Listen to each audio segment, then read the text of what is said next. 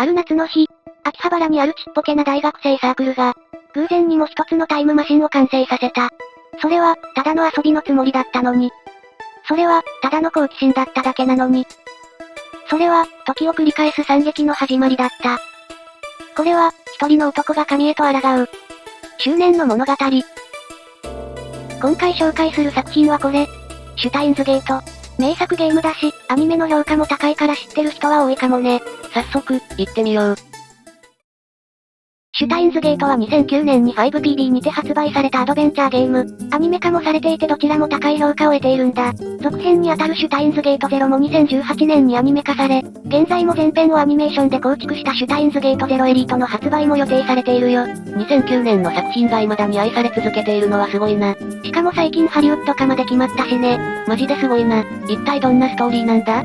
下着は同じ時間を繰り返すことで物語が進んでいく、いわゆるループものなんだ。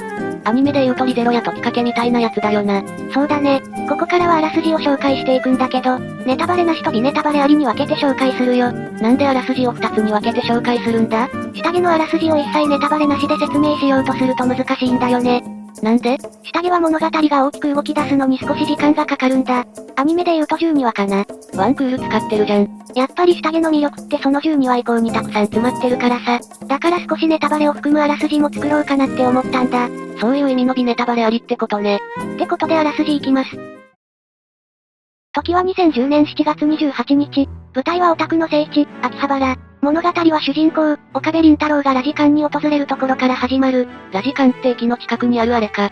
そうそう。でも移転してるから2010年時とは場所が違うんだけどね。ってことで主人公の説明から、彼が本作の主人公、岡部倫太郎、18歳の大学1年生。この見た目で大学生かよ。白衣を着てるってことは何か研究でもしてるのか？岡部が白衣を着ている理由、それは彼が重度の中二病だからなんだ。中二病って右腕がうずく、みたいなやつ？まさにそういう振る舞いを日常的にしてるね。うわぁ。彼は自分のことを、とある機関に追われ、世界を股にかける、狂気のマッドサイエンティスト法王遠鏡馬と名乗り、逃亡中であるがゆえ、秋葉原に未来ガジェット研究所を設立し、そこを隠れ蓑にしてラボラトリーのメンバー、通称ラボメンと、密かに奴らと戦うためのガジェットを作っているんだ。っていう設定だろ？ガチの中二病じゃねえか。口癖は、これがシュタインズゲートの選択か、エルクサイコングルー、フーハハハハなどなど。今、何気にシュタインズゲートって言葉使ったけどどういう意味なん？いや中二病ゼリフだから特に意味はないよ。ちなみにみんなからはオカリンと呼ばれているよ。相手にされてないのね。未来ガジェット研究所ってのはつまりサークルみたいなものだね。実際に岡部は仲間を集めてヘンテコなガジェットを作っているよ。そこは本当なのね。ラボ面には一人ずつ番号が付けられ、岡部はラボ面ナンバー001。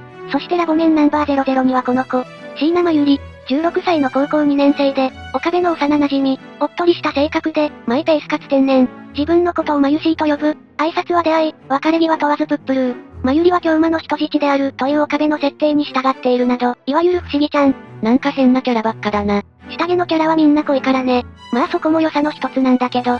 で、岡部はラジカンに何をしに来たんだ？付き添いのまゆりと一緒にラジカンに来た岡部は、8階で行われるタイムマシン発明成功記念会見を見に来たんだ。誰かがタイムマシンを完成させたってこと？ちなみに記者会見なのに記者が一人もおらず、会場にいるのはたったの10人程度。この意味がわかる？ああ、この会見も相手にされてないのね。タイムマシンなんて夢のまた夢だからね。急に大きな揺れが。突然、上からの衝撃にラジカン全体が揺れる。岡部はまゆりを置いてすぐさま屋上へ。そこには、これは一体？そこに係員と思われる女が現れ、岡部に会場へ戻るよう促す。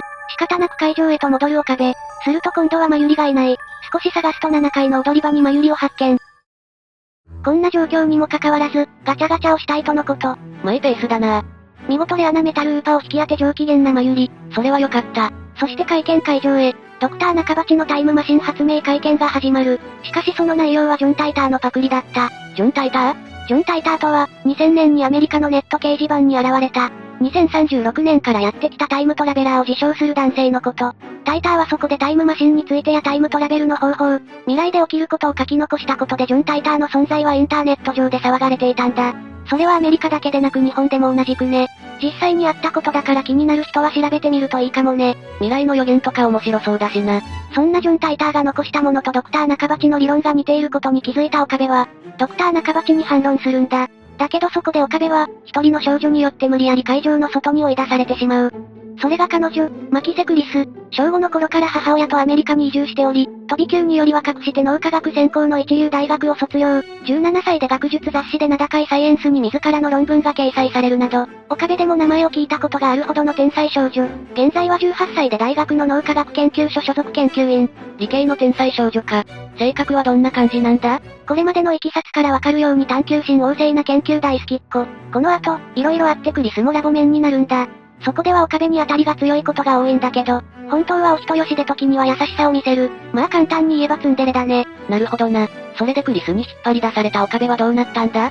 岡部はクリスのことを機関の人間と判断し、電話で仲間にそれを伝達するんだ。もちろん全部一人芝居だけどね。さすが中二病なんだぜ。と、ここでクリスから突然謎の一言が。さっき、私に何を言おうとしたんですか？さっき、岡部はクリスとは初対面なはずだよな。そのはずなのになぜかクリスは15分前に岡部に話しかけられたというんだ。しかもその時の岡部はどうやら泣きそうな顔をしていたらしい。これは謎だな。岡部も不思議に思うが、己の中二病力で強引にもこの場から避難することに。クリスから逃げ切った岡部はまゆりに電話をかけようとする。そこで見覚えのないアドレスからムービーメールが届く。不審に思いながらも岡部はそれを開いた。ノイズだけか？岡部はクリスの仕業かと考えたが、そもそもアドレスを教えていないことに気づいたため、一旦、この件は置いてまゆりの元へ。するとなぜかまゆりは悲しそうな顔をしていた。どうやらメタルウーパをどこかに落としてしまったらしい。あんなに大切そうにしてたのに。自分の名前を書くくらいには大事にしてたのに、この短時間でなくすのはある意味天然なまゆりらしいと言えるね。メタルウーパが1万円で売れると知った岡部がウーパを探していると、現金なやつだな。突如、大きな悲鳴がラジ館内に駆け巡る。おいおい、今度は何なんだよ。岡部はすぐさま悲鳴の元へかける。そこは倉庫のような場所だった。慎重に歩みを進める。通路の奥。何かが、うつ伏せに倒れている。誰かが、うつ伏せに倒れている。服装には見覚えがあった。それが何なのか。すぐに理解した。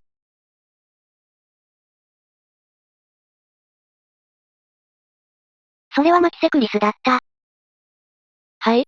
鮮やかなほどの赤い血だまりの中にクリスは倒れていた。嫌だからなんでだよ。岡部は恐怖に苛まれ、逃げ出した。まゆりを連れてラジカンの外に出た岡部は、ラボ面ナンバー003であるダルに、マキセクリスが刺されたみたいだとメールを送る。すると岡部は、おかしな感覚に陥る。そして辺りを見回すと、岡部は気づく。誰もいない。秋葉原にいる何千人もの通行人が一斉に消失した。は？岡部は無人となった秋葉原に立ち尽くしていた。混乱し、ふと見上げれば、ラジカンに人工衛星が突き刺さっていた。次から次へと一体何が起きてるんだ。はい、ここまでがプロローグだね。いや情報量すごすぎだろ。大きな揺れから始まって、屋上には謎の物体があるし、クリストであったと思ったら、なんか死んでるし、挙句の果てには人が消えて、ラジカンがすごいことになってるって、もう本当に意味がわからんな。そう？この作品はまず、物語の最序盤で圧倒的な量の謎を叩き込んでくるんだ。でも安心して、最終的には全ての謎が明らかになるから。マジかよ。下着のすごいところは、綿密に作られたトリックを作中に採用しながら、色濃いキャラクターたちの心象描写も丁寧に描かれていて、ものすごく感動的なストーリーに仕上がっているところなんだ。ってことで続きいくよ。あ、まだあるのね。もうちょっとだけ続くんじゃ。その後、まゆりと合流した岡部は未来ガジェット研究所へ帰宅。そしてダルと共に大学の特別講習のため ATF に向かうんだ。エレベーターに乗り、会場に着くとそこには、マキセクリスがいた。え？もちろんちゃんと生きてる。いやさっき死んでたじゃん。これも謎の一つってことね。そしてここでダルは気づく。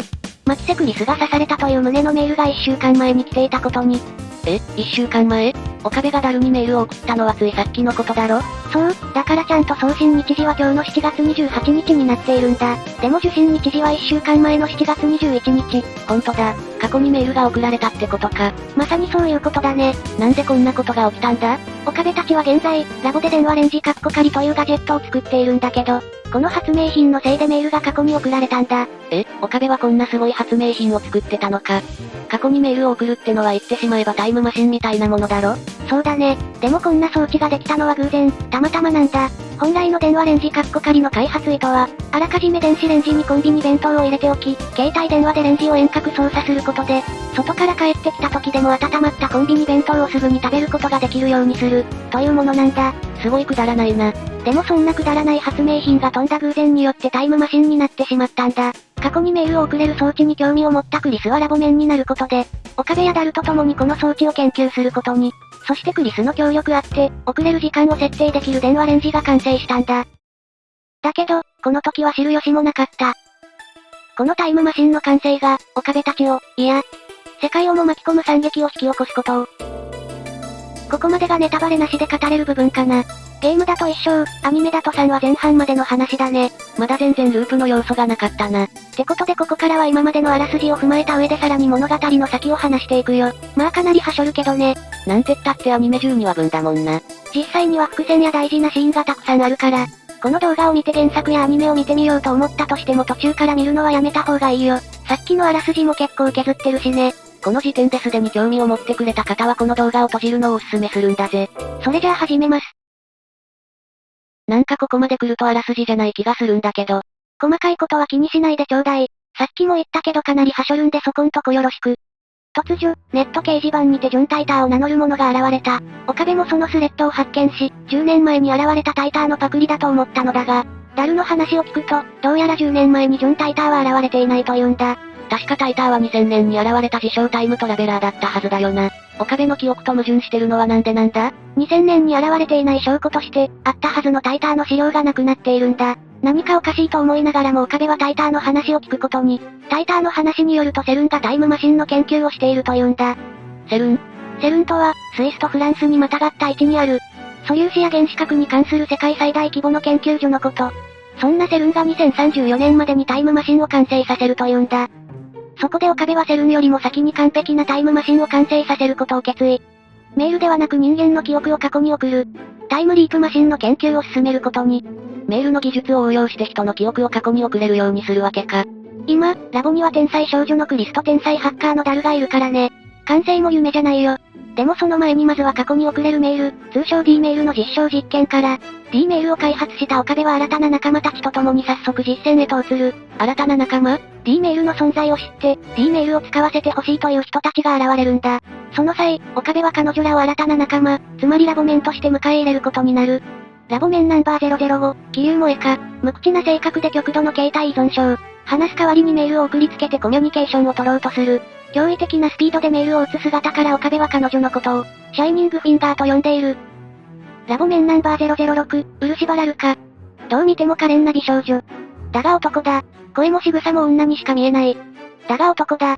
柳林神社の宮司の息子であるが、その姿から岡部にはルカ子と呼ばれている。自己主張が乏しく、恥ずかしがり屋な性格の持ち主。ラボメンナンバー007、フェイリスニャンニャン。秋葉原の人気メイド喫茶である、メイクイーンニャンニャンの人気ナンバーワンメイド。かなりのぶりっ子で普段から語尾にニャンをつける。中二病セリフを好んで使い、あの岡部でさえ対応しきれないほどの実力を持つ。ラボメンナンバー008、アマネスズハ。未来ガジェット研究所の開花にある、ブラウン管工房のアルバイト。たまに世間知らずなところを見せるが、誰とでも打ち解けるのが得意な元気な子。なぜかであった当初からクリスのことを嫌っている。こんな個性豊かな仲間たちと共に岡部は D メール実験を進めていく。まず岡部はロト6の当選番号を調べ、それを D メールとして過去に送ったんだ。なるほど。過去の自分が当選番号を知ることができれば、その番号の宝くじを用意することができるのか。D メールを使えば簡単に億万長者になれるじゃないか。結果はどうだったんだ？ D メールを過去に送ることには成功。でもどうやら過去の岡部はルカ子にこの番号を譲っていたんだ。ルカ子は宝くじを買ったんだけど番号を一桁間違えてお金が手に入ることはなかったよ。それは残念だな。でも D メールによってルカ子がロト6を買うという過去に変えることができたんだ。その後、萌香の頼みである携帯電話の機種変をやめさせるという旨の D メールを送り、次はルカ子の番へ。ルカ子の願いは女の子になりたいというもの。ただ、D メールで性別を変えるというのはかなり無理がある話だった。D メールで変えられるのは人の行動だけだもんな。性別を意図的に操作するのは確かに無理があるな。それでもルカ子の気持ちに応えるべく D メールは送ることに。宛先は母親、内容は野菜食うと元気な子を埋める。なんで野菜？肉をたくさん食べると男の子、野菜を食べると女の子が生まれるという俗説になぞってのものだね。なるほど、ルカ子の願いを叶えるのは厳しそうだな。そして次はフェイリス。フェイリスは何が望みなんだ？フフェイリスは D メールの内容を教えてくれなかったんだ。岡部はそれでも聞こうとしたけど、人のメールを勝手に見るのはいけないという周りからのバッシングでやむを得ず許可する。フェイリス家からの帰り道、まゆりが同人誌を買いに中野へ向かうと言い出した。今いるオタクの聖地、秋葉原ではなくわざわざ中野に行くことを不思議に思う岡部。同人誌ショップ虎の穴ならすぐそこにあるだろうと指をさすと。あったはずの虎の穴が消えていた。いやそれだけじゃない。岡部は周りを見回す。そして岡部は驚愕する。秋葉原から萌えの文化が消失していた。なんで？バタフライエフェクトって知ってる？何それ？バタフライ効果とも言うんだけど、ブラジルでの蝶の羽ばたきによってテキサスでトルネードが起きる可能性があるように、ほんの些細なことでも、その積み重ねによって歴史を動かすほどの要因になることがあるかもしれない。という考え方、表現のことを言うんだ。つまりこれもそうだと？秋葉原の歴史をフェイリスのメールによって変えてしまったんだ。この事実を受けて、岡部は今まで取り返しのつかないことをしてきたんじゃないかと気づくんだ。でももう遅かった。ルカ子はすでに女の子になっていたんだ。あの D メールは成功していたのか。因果的関係があるかはわからないけれど少なくともメールを送ったことでルカ子の性別は変わってしまった。岡部はもう、過去を変えるのはやめようと考えるようになる。だが、もう一度言う。もう遅い。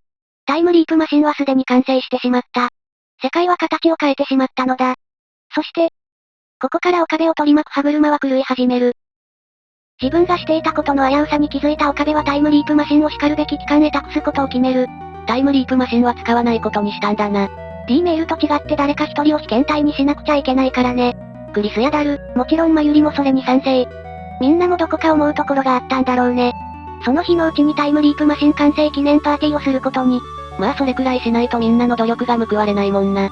参加者は岡部、マユリ、ダル、クリス、そして鈴葉。ゲームをしたりケーキを食べたりして楽しい時間を過ごすラボメンたち。しかし、それは唐突に終わりを迎える。鈴葉が外に出てからすぐのこと。いきなりドアがけ破られた。数人の男たちにラボが占拠される。はい？銃口はこちらを向いている。そして階段を上がる靴音が。その音の持ち主は桐生萌香だった。彼女はセルンのラウンダーだったのだ。セルンの命令でやってきたってことか。すべてはセルンにバレていた。タイムマシンを回収させてもらう。牧瀬クリス、岡部倫太郎、橋田至の3名は我々の元に来てもらう。椎名真由里は必要ない。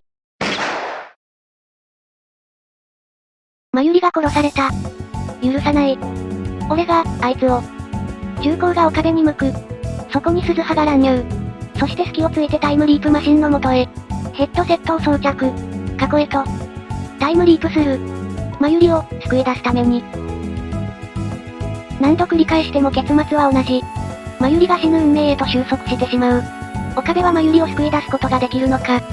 その先で岡部たちを待ち構えるものとは一体。これは、一人の男が神へと抗う。執念の物語。